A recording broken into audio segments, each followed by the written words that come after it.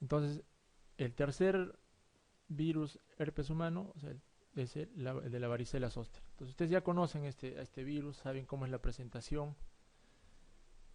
Cuando se presenten en infantes, estamos hablando de una varicela, y cuando se presenten adultos, estamos hablando del herpes zoster, ¿no? Es muy frecuente, tiene una presentación estacional, ¿no? Se dice que al final del invierno, inicio de primavera, afecta principalmente a niños de 5 a 10 años, y luego de la primoinfección, este virus va a quedar latente en los ganglios de raíces dorsales de los nervios, ¿no? Eso lo saben. Y la reactivación posterior va a dar origen a cuadros de herpes zóster. Estas las típicas lesiones de la varicela, ¿no? Vesículas, más vesículas, acá no vemos tanta pústula, acá por aquí una pústula, acá ya hay costra, ¿no? Diseminadas,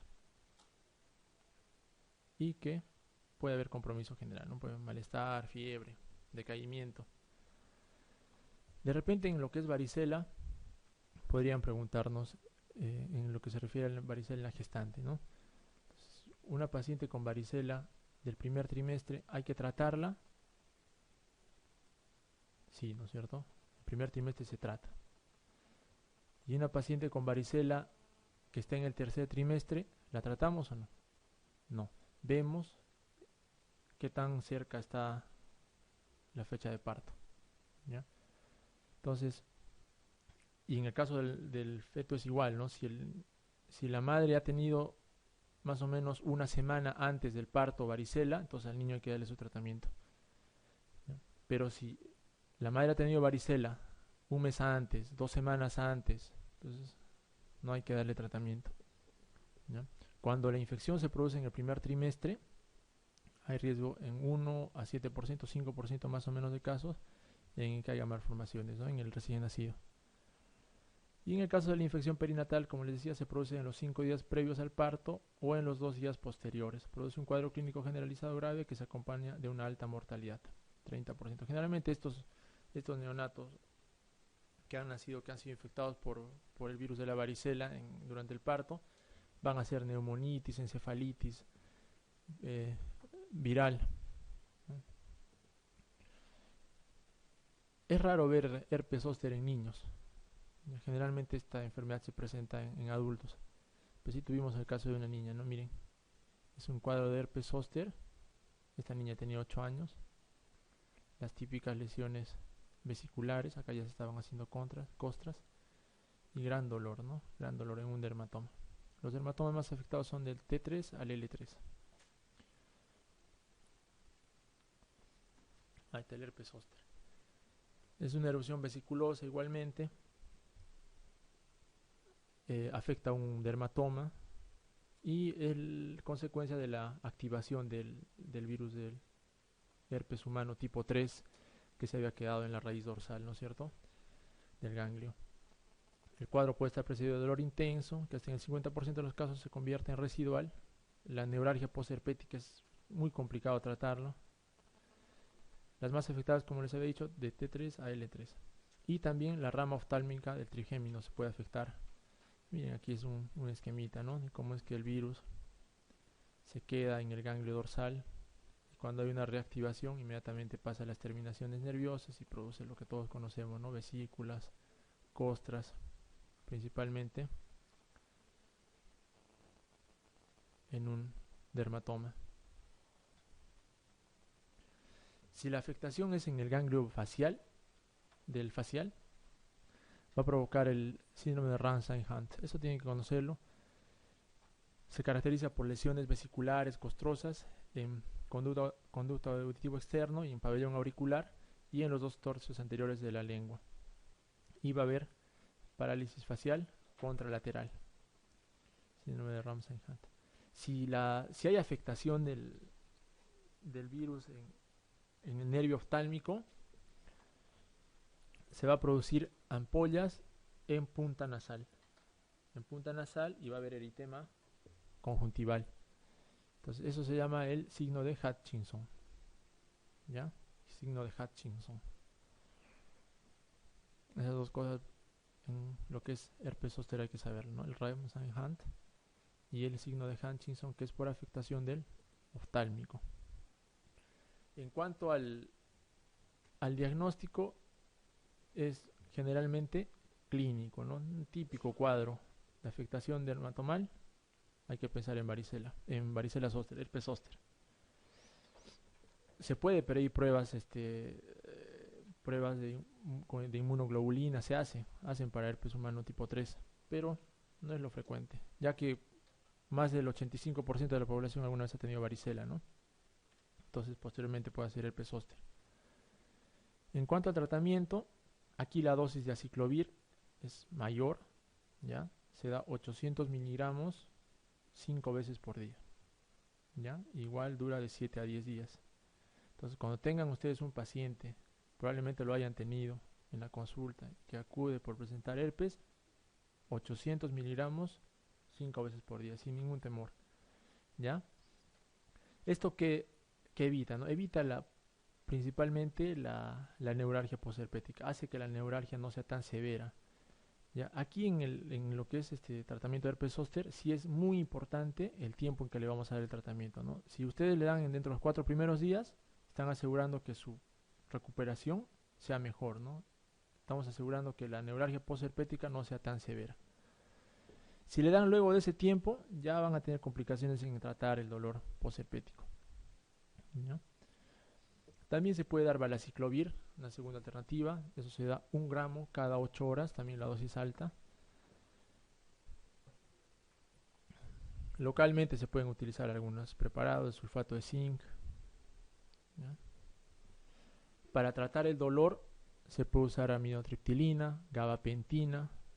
A veces es necesario usar tramal, pero los que están indicados son la gabapentina y amitriptilina, ¿ya? Gabapentina damos hasta 900 miligramos por día, ¿no? Lo dividimos de 300 miligramos cada 8 horas, dependiendo del tipo de dolor, ¿no? Como les digo, es muy invalidante el dolor, esto principalmente en ancianos, ¿no? Aparte ustedes, ¿no? Para práctica clínica nosotros le damos también a veces tramal con paracetamol. En realidad el paciente se va con un bolsón de medicamentos, pero si es que le damos a tiempo van a mejorar, vamos a tener una buena respuesta.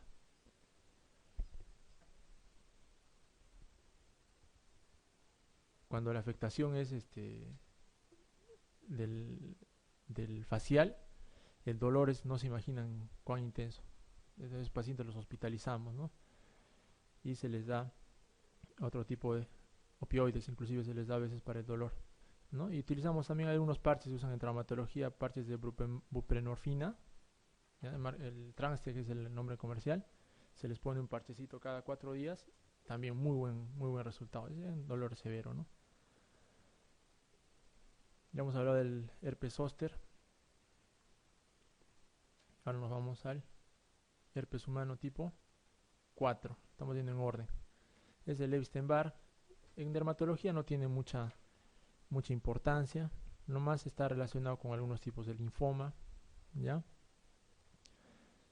Es un virus bastante prevalente. Igualmente, ¿no? La transmisión por saliva. Va a producir infecciones asintomáticas y va a estar asociado con mononucleosis infecciosa, ¿no? Cuando ustedes saben un cuadro de mononucleosis infecciosa, tienen que sospechar de un paciente. Generalmente es un paciente joven que va a presentar esplenomegalia, hepatomegalia, malestar general, ganglios, ¿no? Congestión amigdalar, exudado faríngeo, y puede presentar un exantema generalizado, ¿no? Escarlatiniforme o petequial. Entonces, en general, en cualquier exantema que ustedes vean en un paciente, exantema maculopapular, ¿no? Que no sea, a veces confunden, a veces cuando no tenemos mucha experiencia en ver, ¿no? Estos cuadros de exantemas maculopapular, lo podemos confundir con una alergia o con una urticaria. Entonces, en urticaria siempre no se olviden, siempre hay dermografismo, ¿no es cierto? Es muy importante. Si un paciente tiene exantema maculopapular y entonces le hacen la prueba de dermografismo negativo, probablemente sea pues efectivamente un exantema maculopapular. La causa principal de los exantemas maculopapulares son las afectaciones virales, ¿ya? Los virus por lo general producen exantema maculopapular. Dentro de estos el Epstein-Barr. También nosotros nos compete mucho este virus porque está relacionado con la leucoplasia vellosa oral, principalmente en pacientes con VIH. Estas lesiones de la leucoplasia oral vellosa son lesiones medio blanquecinas. En muchos casos se pueden confundir con la cándida, pero en la leucoplasia vellosa oral, por lo general, esa mancha blanquecina no va, en primer lugar, obviamente no va a presentar ese signo de desprendimiento, ¿no es cierto? Y lo otro es que no presenta un eritema tan marcado perilesional como sí lo hace la cándida. ¿Ya? No presenta dolor, no es muy doloroso como en la cándida igualmente, o con el herpes también presenta úlceras medio blanquecinas dolorosas. El tratamiento es sintomático, ¿no? La mononucleosis hay que darle sintomáticos nomás y esperar que evolucione el paciente.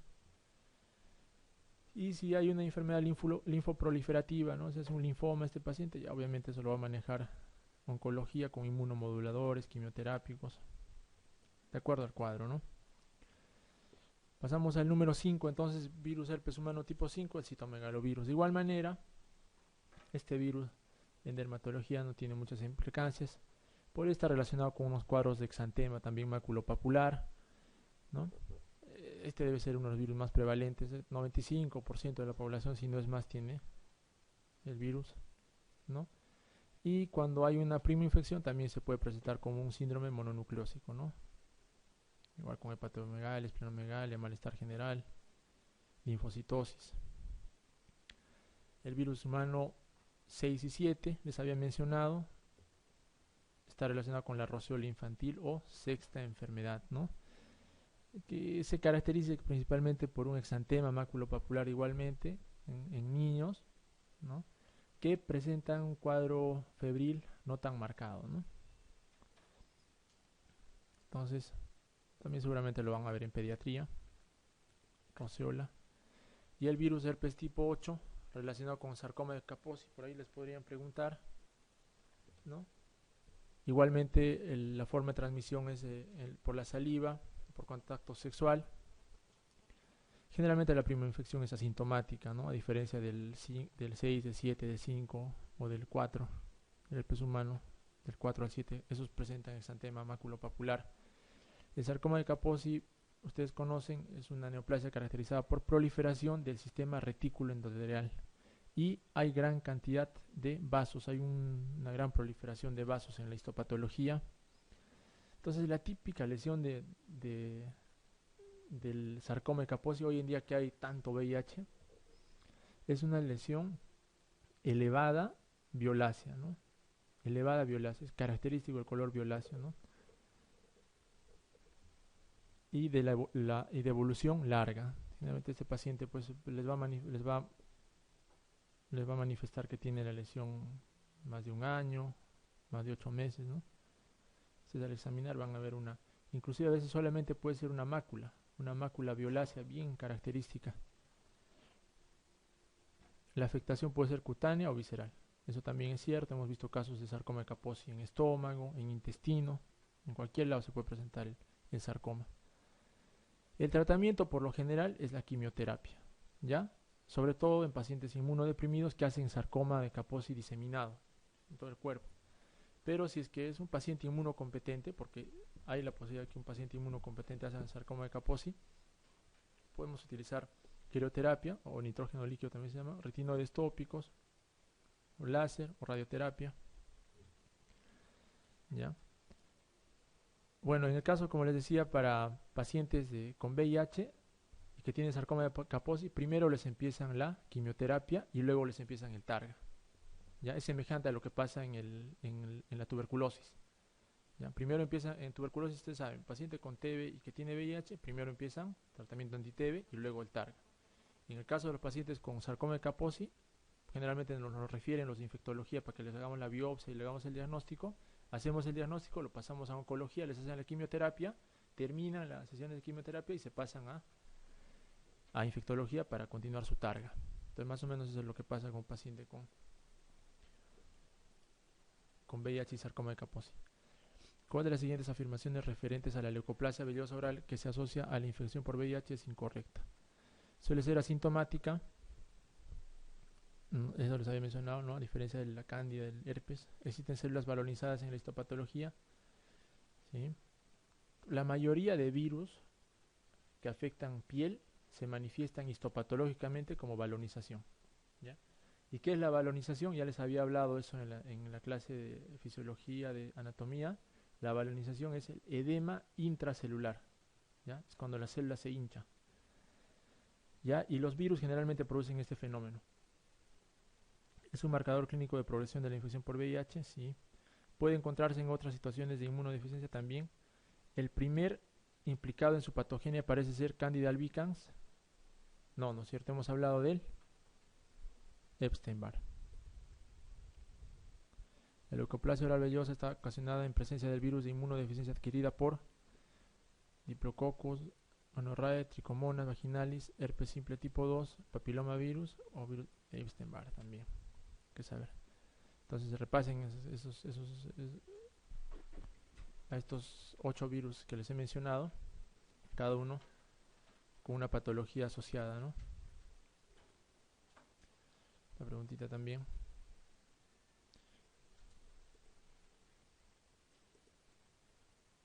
Ya.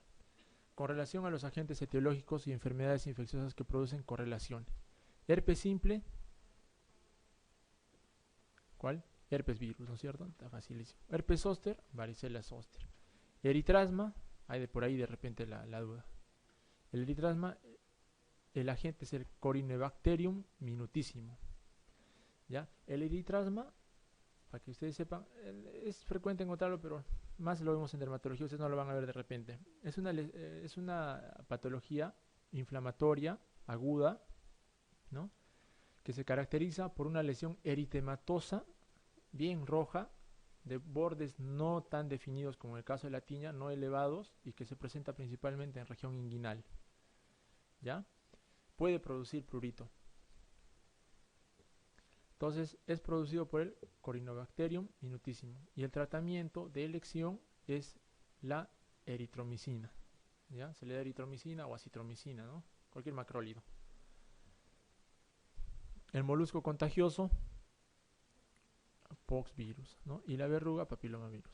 Entonces, no se olviden, la lesión típica del molusco contagioso es la pápula umbilicada. La pápula umbilicada tiene una pequeña depresión central. Entonces acá no sé cómo queda esto. 1B, 2C, 3A, 4D, 5B. Ya. Paciente varón obeso diabético que llega a la consulta con un tiempo de enfermedad de 2 meses con manchas rojas en zona inguinal con leve descamación y eventual prurito. ¿Cuál sería su presunción diagnóstica y qué ayuda al diagnóstico solicitaría? Ya, esto es región inguinal, manchas rojas, ya les había hablado, ¿no?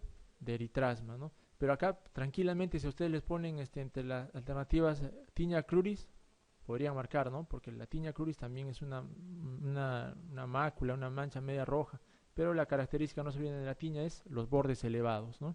Los bordes elevados y bien delimitados. Entonces eritrasma, hay que hacer una tinción Gram para encontrar la bacteria Gram negativa, ¿no? Anaerobia, Corynebacterium minutísimo. Y en la lámpara de Booth, cuando hay eritrasma, se ve de un color rosa de Bengala. Así lo describen en la literatura. Rosa de Bengala. Todos los siguientes son tratamientos de sarcoma de Kaposi, excepto crioterapia, láser de CO2, interferón alfa intralesional, etretinato o vincristina.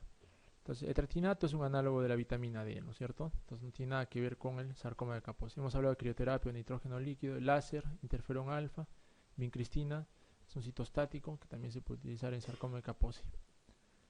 D. Un hombre de 65 años presenta un herpes zóster en la cara. ¿Cuándo debe pedirse consulta al oftalmólogo? Presenta lesiones en la punta y lado de la nariz. Nervio facial y auditivo están afectados. Facial y auditivo, no se olviden, Ramsay-Hunt. Nervios supraorbitales están afectados. El paciente presenta un síndrome de Ramsay-Hunt o la rama maxilar quinto nervio está afectada. Entonces hemos hablado del signo de Hutchinson, ¿no? Que está caracterizado por vesículas, pústulas en punta de nariz y eritema conjuntival. Ya vamos a correr un poco porque nos falta harto y ya no, nos queda muy poco tiempo. En cuanto a micosis superficiales, ¿no? Hay que ubicarnos siempre que existen micosis superficiales, micosis subcutáneas y micosis profundas, ¿no? Las micosis superficiales son las que conocemos, ¿no? Vamos a ver que encontramos principalmente, acá quiero mostrarles acá. Si hablamos de micosis superficiales, hablamos de dermatofitos, ¿ya? Dermatofitos son estructuras, por lo generalmente micelares, o sea, filamentosas, que van a normalmente estar presentes en la piel. Hay tres tipos de dermatofitos, eso tienen que saberlo: microsporum, epidermophytum y trichophytum, ¿ya? Entonces, entre estos tres tipos de estos géneros de dermatofitos, existen en total como 60, ¿no? Microsporum canis, Microsporum gymnasium, una serie de especies. Pero solamente 11 son los que van a producir patología en la piel, ¿ya? De estos tres: Microsporum, epidermophytum y trichophytum. Microsporum y trichophytum los vamos a encontrar en pelo, vamos a encontrarlos en uña, principalmente, pelo y uña. Epidermophytum, como su nombre lo dice, más lo vamos a encontrar en piel, ¿ya? Entonces, si nos preguntan cuál es solo quiero que recuerden esto nada más, estos tres: Microsporum, epidermophytum y trichophytum. No van a recordar las especies. Si nos preguntan cuál es el agente causal más frecuente de tinea capitis, ¿cuál podrían responder? Microsporum o trichophytum, ¿sí o no? ¿No es cierto? Entonces, ¿qué responderíamos? Trichophytum, ¿ya? Si nos preguntan, perdón, en este caso no es el trichophytum, es Microsporum, ¿ya? El más frecuente es el Microsporum gipseum, ¿ya? El trichophytum está más relacionado con tiña de uña, ¿ya? Y el epidermophytum es en cualquier otra micosis superficial, ¿no? En piel. Microsporum canis principalmente y el gipseum son los que están implicados principalmente en afectación de cuero cabelludo y pelo. Trichophytum en afectación unguial y epidermophytum en piel, ¿ya?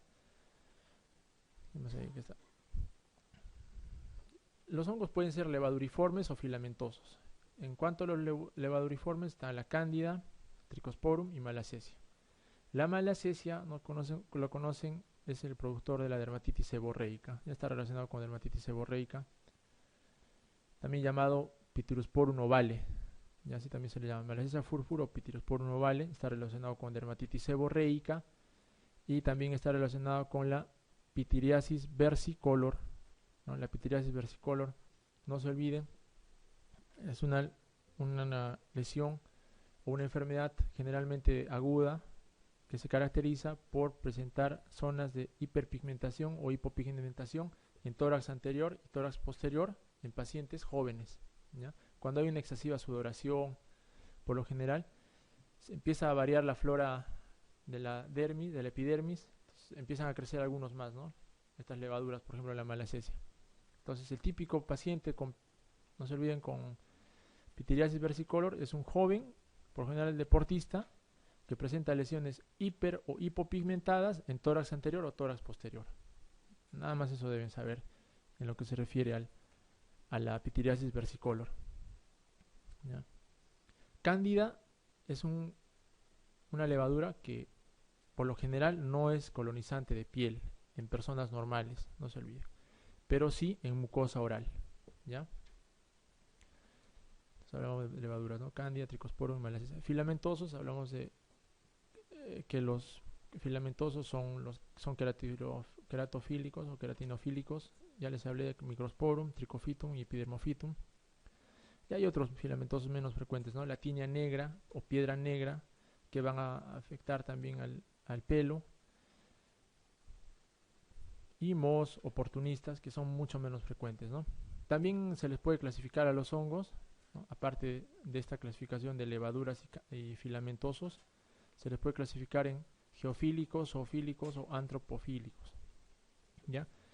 Dentro de los zoofílicos, el más conocido es el Microsporum canis. Ya es el que produce pues la infección en cuero cabelludo. Por eso les decía que es muy frecuente este. Y antropofílico, obviamente son los epidermofitum. Las infecciones por dermatofitos antropofílicos son bien toleradas por el hombre. Hay 8 tipos de tiña, ¿ya? 6 tipos hablan algunos, ¿no? Tiña capitis, tiña barbae, ¿no? Tiña cruris, tiña corporis, tiña unguium y tiña manum. ¿Ya? Cualquier zona puede afectarla esta infección micótica, dependiendo de la zona del cuerpo que afecte. Hemos hablado, ¿no? Pueden ser dermatofitos, hemos hablado de microsporum, hemos hablado de epidermofitum, tricofitum, hemos hablado de las levaduras, cándida, malacesia, o también pityrosporum ovale, y los hongos no dermatofitos oportunistas, que son menos frecuentes. Entonces acá nos podemos quedar de repente fijando que los dermatofitos principalmente son epidermofitum, microsporum y tricofitum, ¿no? Y las levaduras son cándida y malacesia o pityrosporum ovale, ¿no? En cuanto a los dermatofitos, nuevamente, si hablamos de Microspora canis, estamos hablando de un zoofílico, ¿no es cierto? Pero que con frecuencia afecta al humano. Produce generalmente infección en cuero cabelludo. Epidermofitum es un antropofílico, ¿no? Y Tricofitum, ¿no? Es un geofílico y que va a afectar principalmente uñas, ¿no? El germen más frecuente de uña de micosis unguial es el Tricofitum rubrum. En cuanto a levaduriformes, hemos hablado de cándida, que no es frecuente encontrar en la piel, ¿ya? Malacesia, más frecuentemente lo vamos a encontrar en piel, es una levadura también, y que va a producir pitiriasis versicolor. Eso creo que deberíamos fijar en lo que es micosis superficiales, ¿ya? De repente, para la práctica clínica, recordar el tratamiento, ¿no? El tratamiento de elección para cualquier dermatomicosis superficial es la terbinafina, ¿ya? No se olviden eso.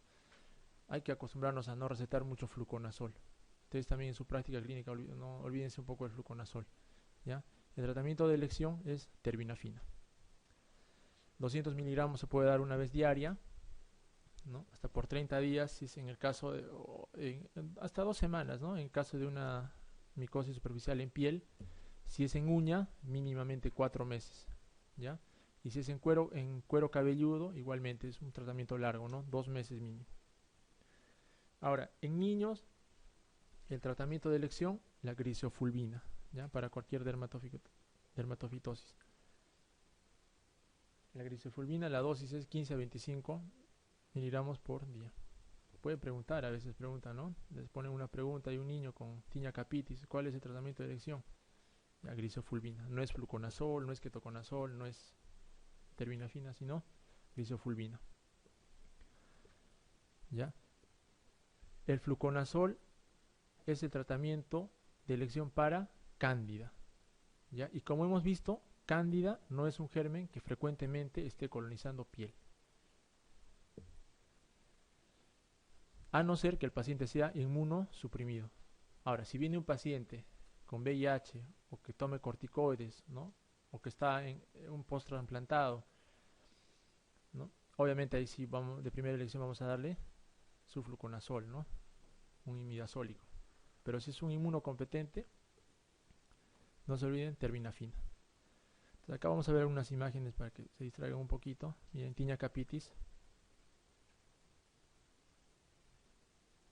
Igual, acá con Carium de Celso se llama, es cuando la afectación del hongo ha sido tan marcada que ha afectado los conductos pilosebáceos y a esto se ha añadido una sobreinfección, ¿no? Entonces se forma una especie de espumadera en el cuero cabelludo. Tiña barba. Miren los bordes bien definidos. Aquí también se ve. Típica tiña corporis, lesión eritematosa de bordes definidos, elevados, tiña pedis, ¿no? Típica lesión erosiva en piel, en plantas, perdón, con eritema, ¿no? En el caso de tiña manum y tiña pedis, no van a encontrar la típica lesión de bordes definidos, simplemente puede haber descamación, ¿ya? ¿Y cómo diferenciamos, por ejemplo? Porque ustedes habrán visto la dermatitis de contacto, también es muy frecuente. Vienen pacientes con descamación marcada en palmas y plantas. Entonces, ¿cuándo diferenciamos una tiña manum o de planta con una dermatitis de contacto? De las características de la dermatitis de contacto es bilateral por lo general y toda la palma o toda la planta, ¿ya? En cambio, en las tiñas generalmente hay una afectación mayor en una de las manos. Se nota claro, usted le hace poner así la mano al paciente y se nota claramente que en una hay mayor afectación, ¿no? Ahora le revisan uñas, le revisan pies, obviamente van a encontrar alteraciones en el color y en la forma. En la tiña unguial, vamos a hablar con gráficos nomás, encontramos 4 formas, ¿ya? También esto lo ven ustedes con mucha frecuencia, es necesario que lo conozcan. Hay una forma distal y lateral, ¿ya? Como en este caso, miren, discromía, ¿no? Distal. Hay una forma proximal, ¿ya? Que está mucho más asociada con casos de inmunosupresión. La forma proximal no es muy frecuente encontrar onicomicosis con afectación proximal. Si encontramos esto, hay que pensar en un estado de inmunosupresión. Lo más frecuente es la afectación distal y lateral. Una blanca superficial, ¿no? Toda la uña se torna de color blanquecino. En este caso no es una forma tan severa. En este inclusive puede responder solamente a terapia tópica, ¿ya? Y no tengo otra foto que nos daría a entender lo que es la afectación total, cuando hay una uña toda distrófica, hiperqueratósica, que generalmente es una evolución de cualquiera de las formas anteriores, ¿ya? Entonces, 4 formas, ¿no? Distal y lateral, proximal y superficial. Entonces hemos hablado, ¿cuál es el agente más frecuente de la onicomicosis? Trichophytum rubrum. Trichophytum rubrum. Y el tratamiento de elección, terbinafina. No. Entonces, ¿qué pasa cuando la Candida albicans, que es un germen que no deberíamos, una levadura que no deberíamos encontrar normalmente en la piel, en la uña, afecta a la uña o a la piel?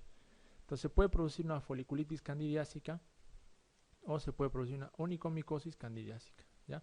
O también llamada panadizo. La onicomicosis se asocia, candidiásica se asocia a paroniquia, ¿no? ¿Y qué es la paroniquia? Es la inflamación del borde proximal de la uña, ¿no? Entonces tenemos más, esta es la paroniquia típica, ¿no? Esta paroniquia no solamente es producida por cándida, también puede ser producida por estafilococo. Entonces, ¿cuándo nosotros vamos a saber qué es por estafilococo o por cándida? Cándida es crónico y estafilococo es agudo. Entonces viene una señora con una semana de evolución y paroniquia, ¿qué le vamos a dar? Un antiestafilocócico, ¿no? Viene una señora que tiene paroniquia de 2 meses de evolución, ¿qué le vamos a dar? Fluconazol, ¿ya? O un imidazólico, ¿no? La foliculitis candidiásica, frecuente en pacientes inmunodeprimidos.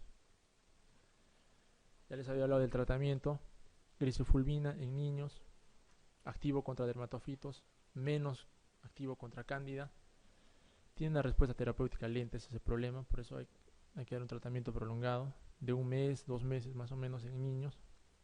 Tiene problemas produce problemas hepáticos, también eso deben recalcarlo. Y no está recomendado durante el embarazo. Es de elección en dermatofitosis infantiles y tiña del cuero cabelludo. El fluconazol lo conocemos y el itraconazol también.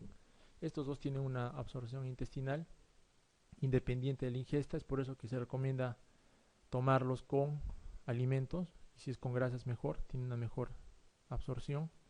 Lo vamos a utilizar, no se olviden, para infecciones cutáneas por cándida, ¿ya?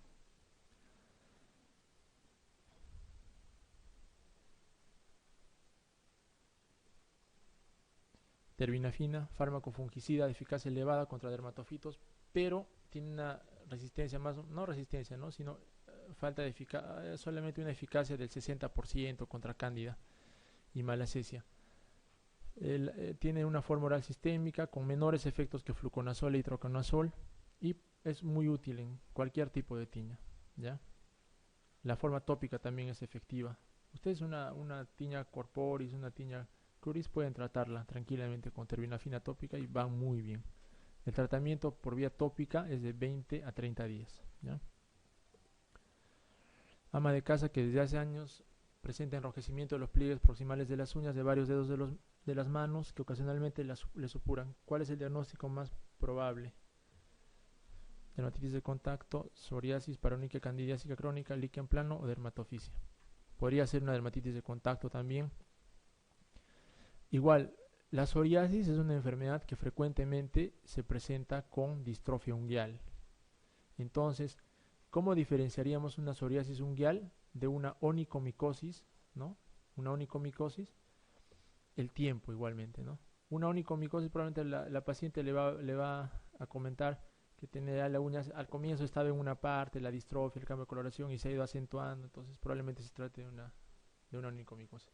Pero si el paciente viene, que doctor, hace 2-3 semanas mi uña que se ha deformado totalmente, y bueno, y realmente ustedes lo evidencian, entonces hay que sospechar de otras enfermedades en uña, ¿no? Psoriasis, el líquen también líquen plano puede afectar uña, pénfigo puede afectar uña. Hay muchas otras enfermedades que pueden producir afectación unguial y que no necesariamente son hongos.